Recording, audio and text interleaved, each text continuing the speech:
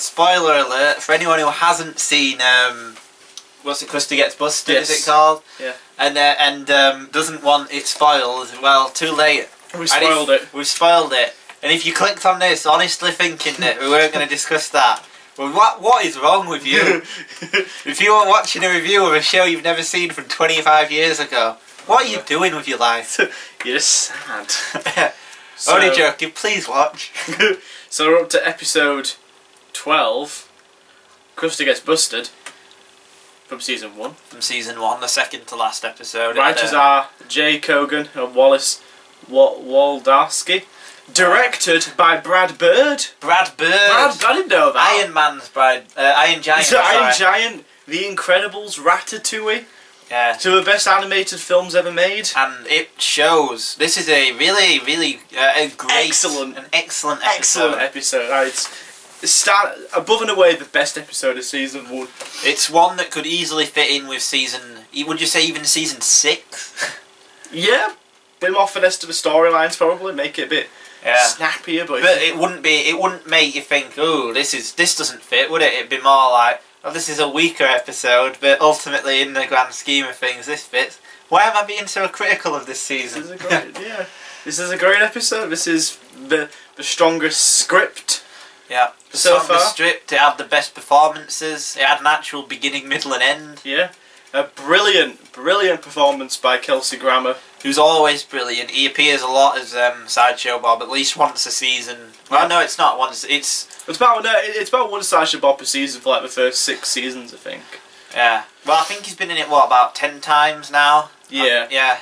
There's some great ones he's in. Sideshow Bob Roberts is a great episode. Yeah. Remember that one? Yeah. Where he fixes the pole. The one where he tries to kill Selma. Brother from Another Show. Is that what it's called? No, the one That's where... the one with Herb in the one with Herb, yeah. No, not Herb. The one where Sideshow Bob's brother's in it. Oh yeah, where... That's what the episode's That's called. a great one as That's well. a great one, He's played by David Hyde-Pierce. David Hyde-Pierce, yeah. There's loads of great ones, but he's a great character. He's great because he brings in that he seems openly hostile to the Simpsons characters because he seems himself as an upper class character. Yeah. So he brings a good mix to the show. Intelligentsia. Yeah. Yeah, he's sort of an intelligentsia that's wasted in Springfield. Yeah. In a way, he sort of acts like Lisa. Yeah, a little bit. Yeah. Like a Lisa crossed with Hannibal Lecter. Yeah. But he's just a great character. Brilliantly performed by Kelsey Grammer. Yeah. And what a brilliant introduction to him. Yeah, great first episode of a string of great Sideshow Bob episodes. Yeah, they only really get. I mean, all the ones in the great seasons are good. Oh yeah, definitely. There's only later ones that aren't as good. Even the later ones when Sideshow Bob's in them, they tend to be the best of the later episodes. Yeah, definitely. So this episode starts. Should probably summarise it. Yeah. So this episode starts with the kids watching and loving Christopher Clown. The impression they adore this character, especially Bart. Yeah. Homer is instructed by Marge one evening on the way home to get some ice cream from Quickie Mart because Patty and Selma are showing the slides from their trip to the Yucatan Peninsula in Mexico. Yeah. It's a good memory that. I didn't remember that. Amazing. He goes to Quickie Mart and he sees Christopher Clown is robbing the store and he gets away with robbery. Runs off. The police and the SWAT team raid Krusty's house. Yeah. Which is a bit extreme, but hey ho. Hey. He goes on trial, he's committed guilty, he gets thrown in jail, and Sideshow Bob, his long-suffering sidekick, becomes part of the show. He becomes the main head of the show, and he turns it into like a sophisticated children's issues program. Issues comedy show. Yeah. He reads passages from literature and a really funny reading of him reading the Man in the Iron Mask. Yeah, that's really good. And then Bart and Lisa as like little detectives, which is something that's built upon later in the series. Yeah. They unravel the mystery of how Krusty was actually framed. Sideshow Bob has big feet, and Krusty doesn't. Yeah. And that's how they get him. And when Homer steps on the foot in the CCTV video footage, like, oh yes, that's him. It's good and all because they do They allude to it. Yeah. In both that and the way that they see his small feet when he walks up the stairs. Yeah. But it's not rubbed in your face. They also have like a little when they have the news report about Krusty, we talk about how he had surgery on his heart and stuff, which is a later clue because obviously he's got a pacemaker. That's alluded to. Yeah. Setups and payoffs. Yeah. Really important things in writing. It's comedy, especially comedy. You set it up early and then you pay off later. It all pays off. Unlike in Zardos. Zardos. Yeah, like in Zardos. Where everything's just completely random. Yeah. There's no setup, there's no payoff. No. But like in this episode of Simpsons, it's all set up. And it fits into... About 23 minutes feels packed. It does. It just flies by like 10. Yeah. The whole thing is just so concise and well put together. Absence of Waldo, the only place to find Zardos references in on the entire internet. Yeah, bring back Zardos. I want them to remake Zardos, and it's going to star James Franco as Zed. Zed, yeah. Zed, yeah. Anyway, so Krusty, the Krusty gets framed. Brilliant episode. Yeah, would you say there's even anything bad about it? Before we went over the top with Zardos references. I don't think there really is. I really don't think you can point to a single element that doesn't work. No, it's just it gives everyone that's in it a place through. Lisa and Bart have a place. They're well defined within the thing. They're consistent throughout. Homer isn't as bumbling. I think one of the main problems of the first series is Homer is almost cruel. Yeah. Well, he is cruel. He is really cruel, yeah. In at least two of the two we've watched today, Life on the Fast Lane and what was the other one called? Where Crepes of Wrath. No, the other one where Homer dances with the Homer's Night Out. Homer's Night Out. They both make him seem like some kind of arsehole.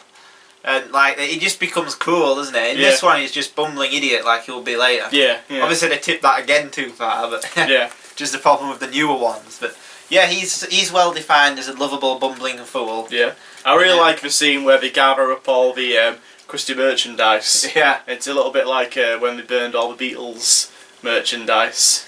I like that scene. That's a really good scene. But yeah, it's pretty much everything works. They're establishing more the tertiary characters and the world it's in as well. Yeah. Chief Wiggum's totally different. His character's just completely different. Yeah, but can you see how they're making a world now out of Springfield? They've established the poo in this more. Yeah, Quickie Mart's first appearance. Yeah. This is the kind of episode that you wouldn't be able to get away with earlier in the season, even. Yeah. You'd be like, they'd have to explain who a poo was. They actually do reference Krusty throughout the first season. Yeah. He makes an odd appearance. You can see him on TV, or you see one of Bart's dolls on one of his T-shirts or his lunchboxes. So we do establish it, but then we do a full-blown episode with Krusty, which is great. Yeah. It all builds up quite nicely. Yeah, it's character building, but Springfield's getting bigger. You know. Yeah. You have early great characters like Krusty, and it's all good stuff. Yeah. So yeah, I mean, this is an easy 9. I was even thinking a 10, but I think as an episode individually, if this was to be viewed in a vacuum without being a Simpsons episode, I think it'd be a 10. But you have to compare it sort of to what would come next. In the pantheon of great Simpsons episodes, it probably wouldn't break the top 50. Which is only saying something for The Simpsons. Yeah, that's true. Yeah. I mean, I could probably name 50 better ones. But yeah, no, I'd that'll be the next video. Yeah, no, I'd agree. A definite 9 from me. But isn't that amazing though? That it could. I reckon I could name another 50 better ones, and it's still a 9. Yeah. What other show is like that? None in the world. Exactly. Yeah, there you go.